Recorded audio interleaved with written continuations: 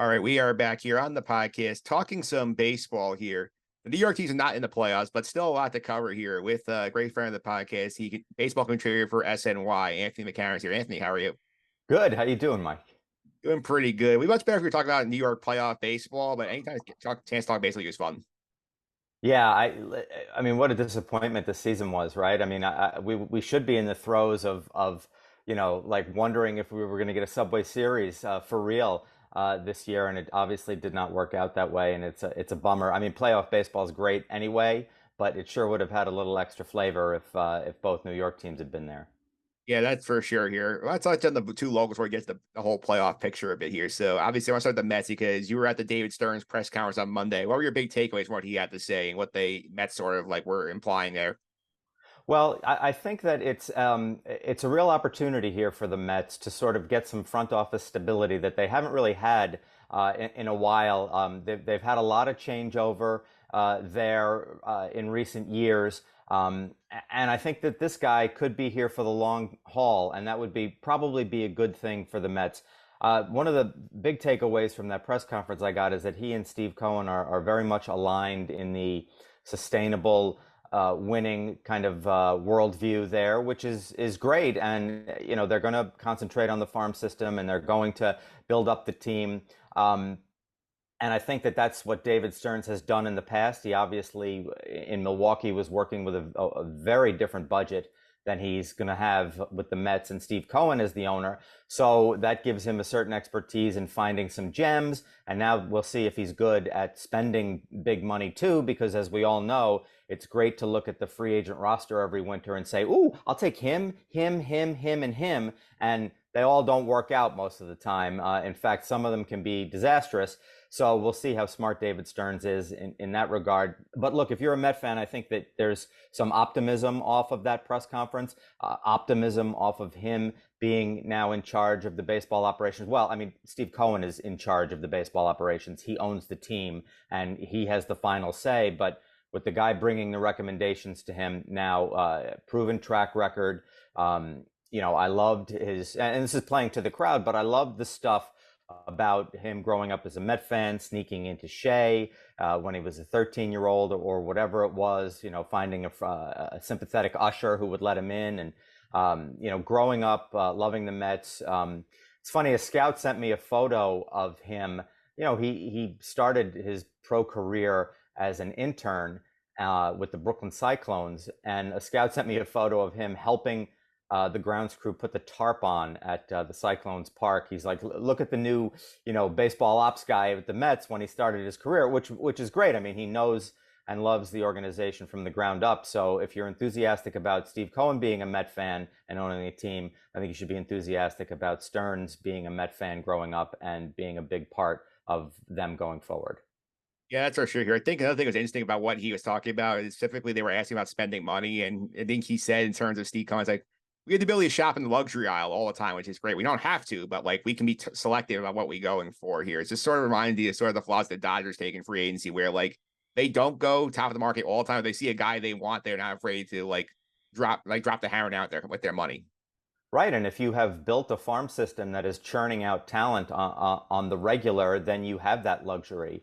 The Mets haven't had that luxury in recent years, and you see the plan that they went with the short-term contracts to the aging pitchers. It didn't work for this season. They pulled the plug on it way early, and that's where that went. And now we'll see if a slightly different tilt goes. Look, I mean, it's still New York though, and the fans still have an appetite for the big names and stars. And when you're remaking a roster, and they have a lot of work to do on the pitching side, obviously, there's going to be temptation by the big names in the market.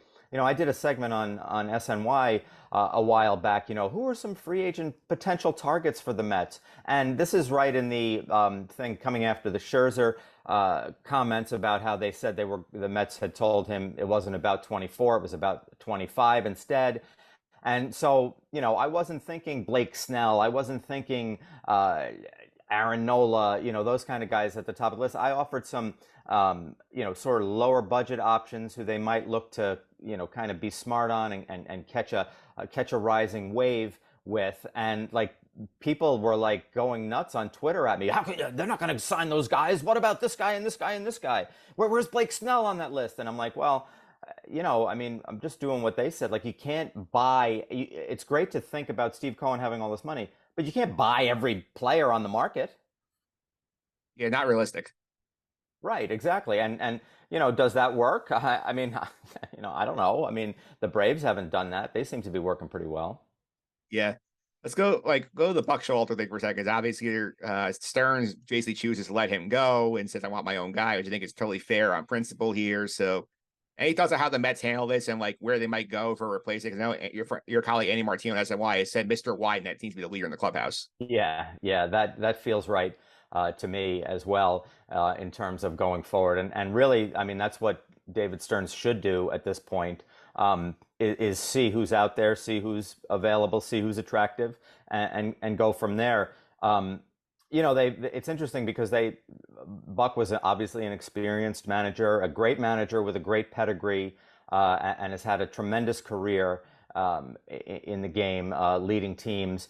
And do they go for that kind of manager again? I don't know. I mean, it seems like if you don't want Buck Showalter to be your manager, then do you go for a Buck Showalter type?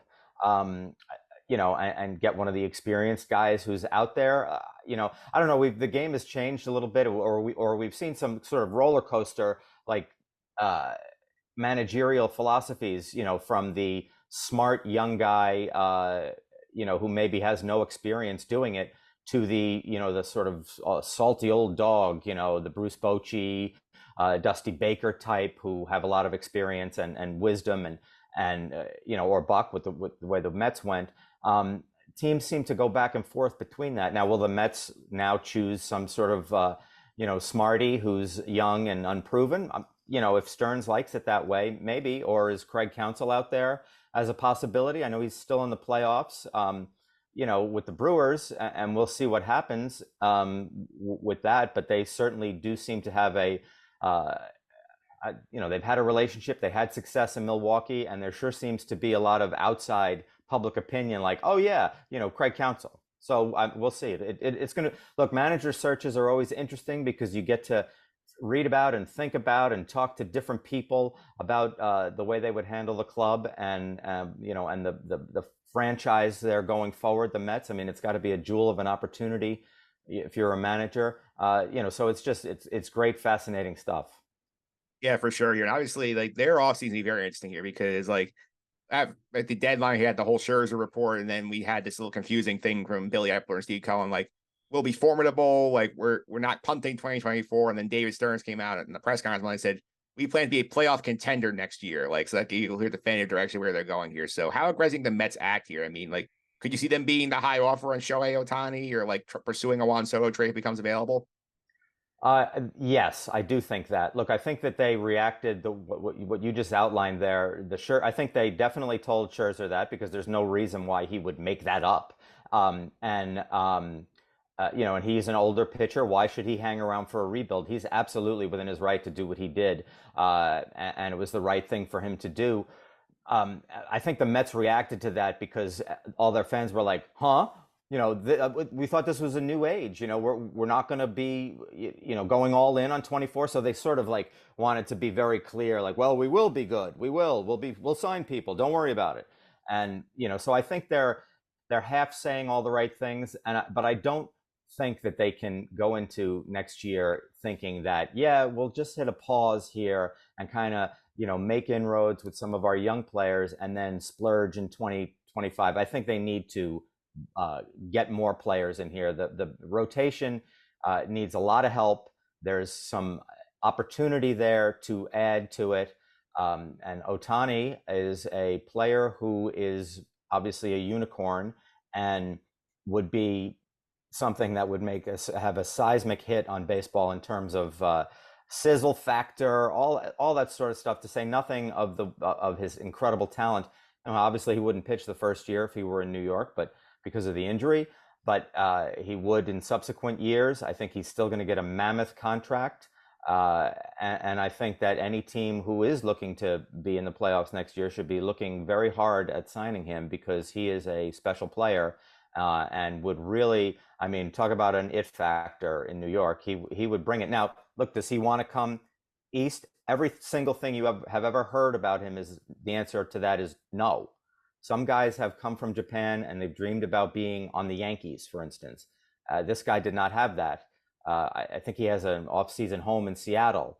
He expressed the desire to be on the West Coast the first time around. Will that continue? The Dodgers didn't do a big free agent deal last winter. Are they saving their pennies for someday Shohei? I don't know. And it should be wild this winter to find out what exactly happens with this guy. But the Mets should be knee deep in that thing. Yeah, I also think the Yankee side from it here, because obviously, like, we came into the season here, like, they made the big splash of Rodon. They bring Judge and Rizzo back. You think, great, like, they at least can get back to where they were last year, and then everything sort of falls apart here. So, in your opinion, from watching this season, where's the flaw with the Yankees? What went wrong specifically that led to the fact they're sitting at home? And Well, the first thing is that they were crushed by injuries. Now, if they let that be their only sort of takeaway from that season, then they are failing this offseason the way they failed last offseason. They did the right thing, obviously, last winter by re-signing Anthony Rizzo and Aaron Judge. They could not let Judge get away, obviously, for all the reasons that they named him captain. He's one of the true stars of the game and one of the great Yankees of all time already in his career, and that's saying a lot. Then they signed Rodon, as you mentioned, which was, at the time, it was a tremendous addition, a right move for them to sort of tuck him behind Garrett in the rotation and presumably be a good 1-2 playoff punch. They didn't get there, obviously, but they failed the rest of the offseason because they needed a bat. Look, Judge has been injured in the past, and you see what happens to that lineup when that happens. It's not his fault he ran into the wall in Los Angeles and that he suffered that toe injury, but the Yankees had no real failsafe beyond him offensively, and with the other injuries coupled in there, everything started to just be ordinary. And they had a lot of underperformance from a lot of guys beyond the injuries. And that's why it was a mess of a year. Like, I don't blame Aaron Boone for this season. I know that's going to be something that Yankee fans are going to get up in arms about. But I can't blame Aaron Boone for all those guys who were bad. Uh, you know, so going forward, they have to make sure if you're going to spend, if you're going to pay Aaron Judge that money, if you're going to give Carlos Rodon $160 million, then why not find the $25 million left fielder to, make the team whole? Don't go in there expecting to give jobs to these young guys who you're sort of interested in, but not really. They gave Oswaldo Cabrera the left field job. He didn't really earn it. He was a non-factor, an automatic out in the playoffs, and he hasn't proven he can hit in the big leagues. But they needed somebody proven who could hit. They didn't get it. And I mean, Tommy Pham would have been a great addition for them. Some left-handed hitter would have been great. I mean, Bellinger, obviously, now it's going to cost them 10 times that to get Bellinger if they sign him this winter. But so there were a lot of things going on with the Yankees. Long answer to your question, Mike. But the first thing was the injuries, but then there was a lot of failure after that, including by the front office. Yeah, speaking of the front office here, I'm curious on one thing here, because obviously we'd heard a few weeks back about how Hal Steinbrenner is upset. They're going to have this audit to look into what's going on here. And then your colleague Andy Martillo had a great report yesterday on Day Recording saying, hey, like, this is not what you think. It's not like some like external firm coming in running an up and down sweep on the operation here. It's like we're going to ask them to look at how other teams use analytics compared to how we use analytics. And that's going to be our solve all, which I think if you're a Yankee fan, you can't be happy because the returns have been getting progressively worse year to year. And they seem to just think, oh, we didn't really do anything wrong. We're just reading the data incorrectly. Yeah, I'm not really sure what is going on. There it sounds like their meetings are starting today, Wednesday, in Tampa. To go over things. Which is obviously an annual exercise for every team to think about what happened and what's gonna happen going forward. Look, to me, analytics has become this Yankee sort of, I don't know, monster in the closet because, their fans hate them, and their devotion to analytics hasn't brought a championship to the Bronx in recent years, obviously. I mean, the problem is that every team uses them. They work in many cases. The problem is if you sort of sell out for everything analytics, then you start to lose some of the heartbeat of the game, and all that other the sort of thing that the Yankees have missed on in recent years. They've made some really bad trades based on, presumably based on analytics, because some of the members of their scouting staff were telling them that, hey, Joey Gallo's not the right guy for New York City. And then they're like, Joey, come on down. And that really didn't work for them, even though Joey Gallo is a terrific player. He has a certain skill set and he does those things really well. And, that includes strikeouts and includes walks and includes home runs. And I know that that makes some Yankee fans angry, and he didn't star as a Yankee, but like, he seemed uncomfortable here, and the Yankees should have known that, and they should have acted on that. I mean, Sonny Gray is now like one of the best pitchers in baseball. Why couldn't he do it with the Yankees? And what did they know or not know about it? So yeah, there's a lot going into their whatever they think about themselves and however they self scout this winter. I just thought it was interesting that I read Andy's story, and it was very good reporting. I thought it was interesting that why the Yankees like felt the need to clarify or whatever they were doing, about the outside perception of their plans for this winter. Like, just figure something else out that works, and, stop worrying about that kind of stuff.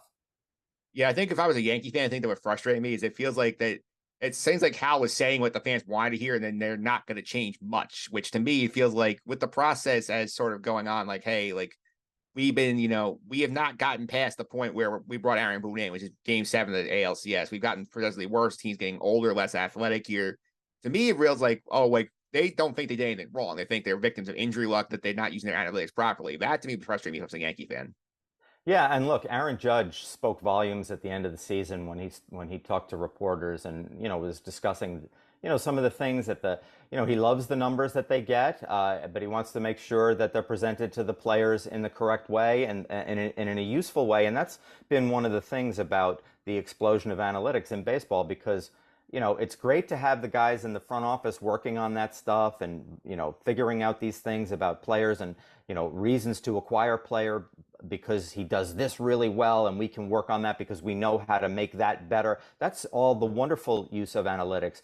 But if you're, and I'm not saying the Yankees are doing this, but if you're dropping like, a telephone book onto everybody's chair before a game and said, read through the tendencies so you can, do well against that lefty reliever in the 7th inning, I don't know if that's any good. Like the transferring analytics from front office to player has always been a challenge that teams have to figure out how to do, because some guys are interested and they want it all, and like, oh, this guy throws his sweeper on 2-1 74% of the time. Okay, got it, I'm going to keep an eye out for that pitch. And other guys are like, man, I just want to swing, I want to see ball, hit ball, leave me alone with that stuff. And you got to figure out how to do that. Did they do that? They fired their hitting coach, who was a guy who was analytically driven and that sort of thing in the middle of the season.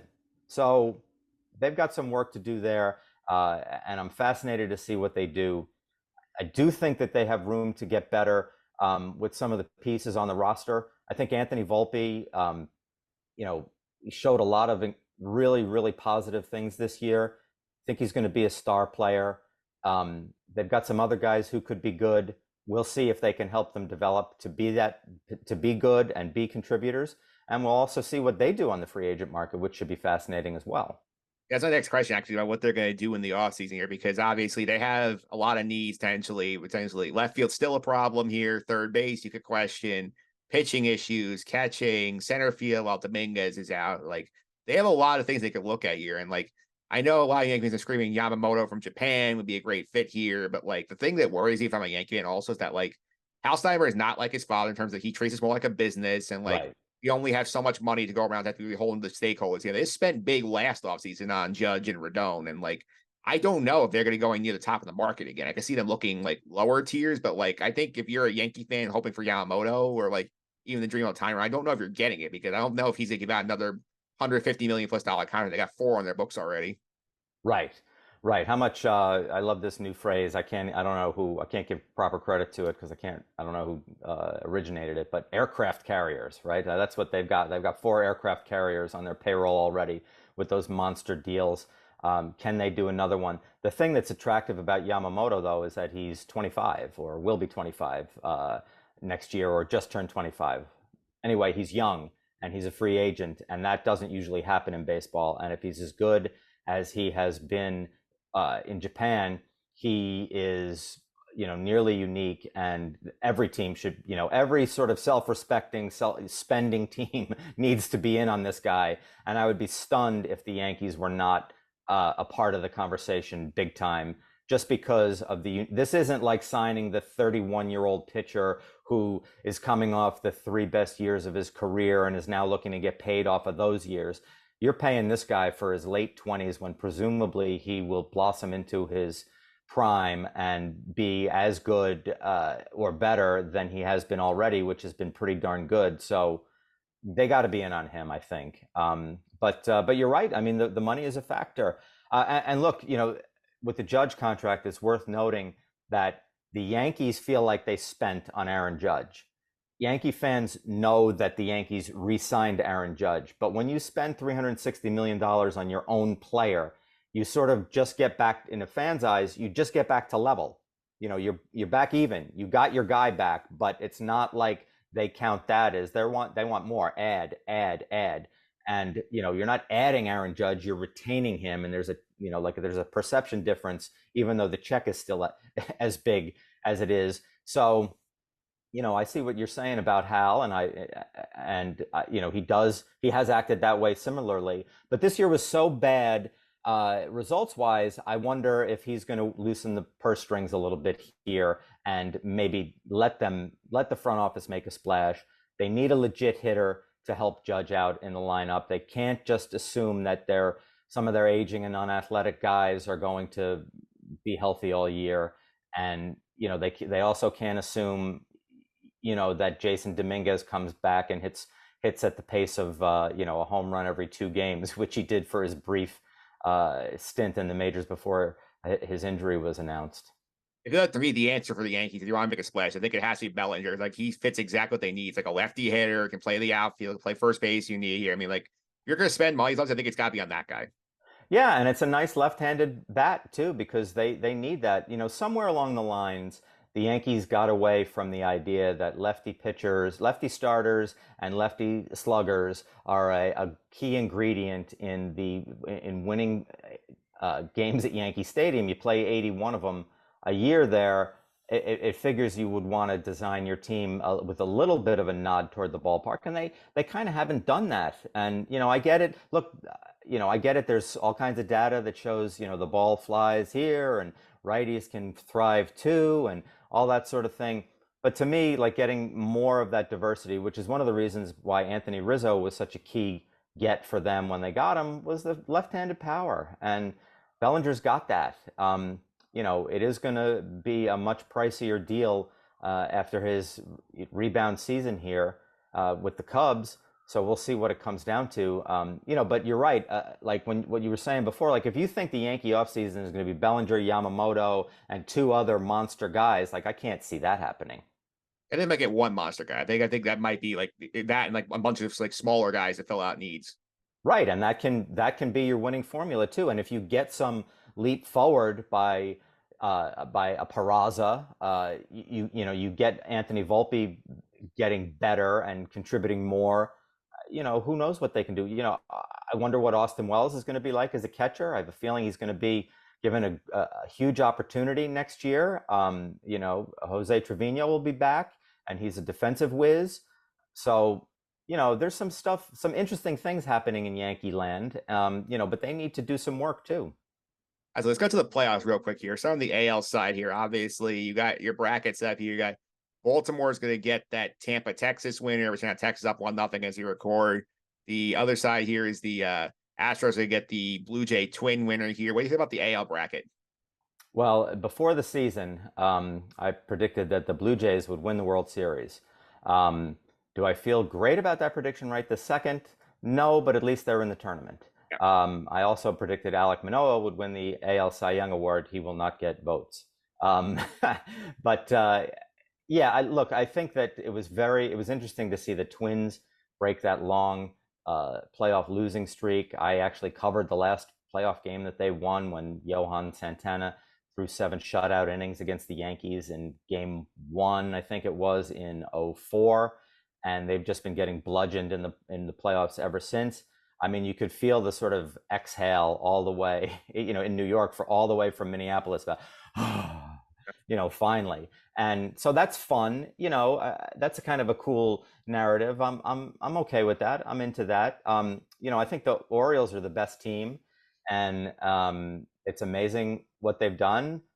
They're proof that tanking works, and they've hit on a lot of these young guys. And the bad news for the rest of the American League and everybody in baseball is that they've got two of the best prospects in baseball. One's already there in Kirkstad, and the other one, Matt Holliday's son, Jackson Holliday, is the best prospect in baseball right now. Those guys haven't even had major impact yet, so yikes.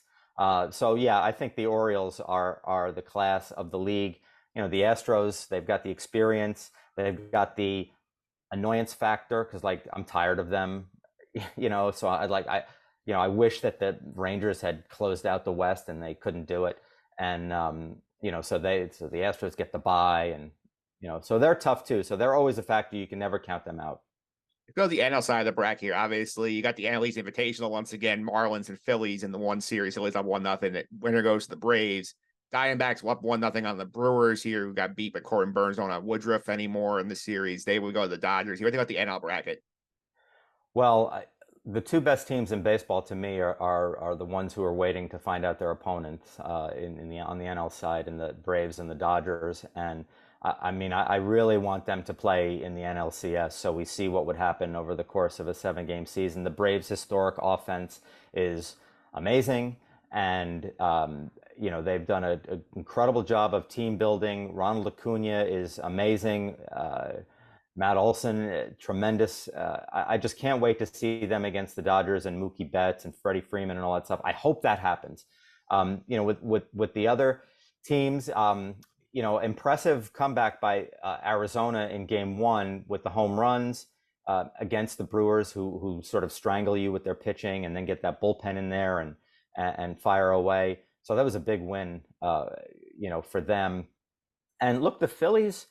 I mean, the Phillies should scare everybody. I feel like every year they get some guy and everybody goes, oh, look, they're overpaying for this guy, they're overpaying for that guy. These contracts are awful. And here they are in the playoffs and they're frightening. And, Zach Wheeler is dynamite. It'd be fun to see him fronting the rotation, for the rest of the month too. I think they're going to win that series, and then hopefully we get Braves Dodgers. All right, so now we gave you a mulligan here. The Toronto, you say they're not going to win the World Series. Going to give you a chance to start over. Who would your pick be now for the World Series? Who do you think is going to win it at this month? I mean, I do think the Braves are the best team. They strangle you with that offense. I know that everybody says, well, pitching in October and all that stuff. Yeah, but if you out homer your opponent in October, that's an enormous statistical advantage and leads to wins. I got to take them. I really do. I know that upsets some Met fans out there who don't want to see anything positive for the Braves. I get it, but they're really, really, really dynamite. Yeah. I think my pick for the World Series, Braves Orioles. I think I'm going to go chalky. I think those are the two best teams. I think they're going to find a way to get there. Yeah, and that would be a fascinating World Series too. It really would be. And Baltimore, it's a fun story. Like I feel a little bit of reluctance to love up on them too much because of the tanking and the 100 loss seasons. And it's like a wonderful stat that they lost what is it 110 2 years ago, and now they won 100 this year. And it's like, yeah, but they tried to lose all those games because they were not trying to win. So there's something a little bit like about that. But now that they have all these fun young players and they're soaring, they're also very entertaining. It'll be fun to watch the playoffs, Anthony. Thanks for all the time. Really appreciate it. People want to follow on social media. How can I do that? Oh, I'm on Twitter at Anthony McCarron, so check me out there. And yeah, check out SMY, SMY.TV as well. I'm going to be doing a little bit of Rangers coverage during the hockey season, so that's always fun. A little bit of a different look. So that's good, and plenty of off-season baseball.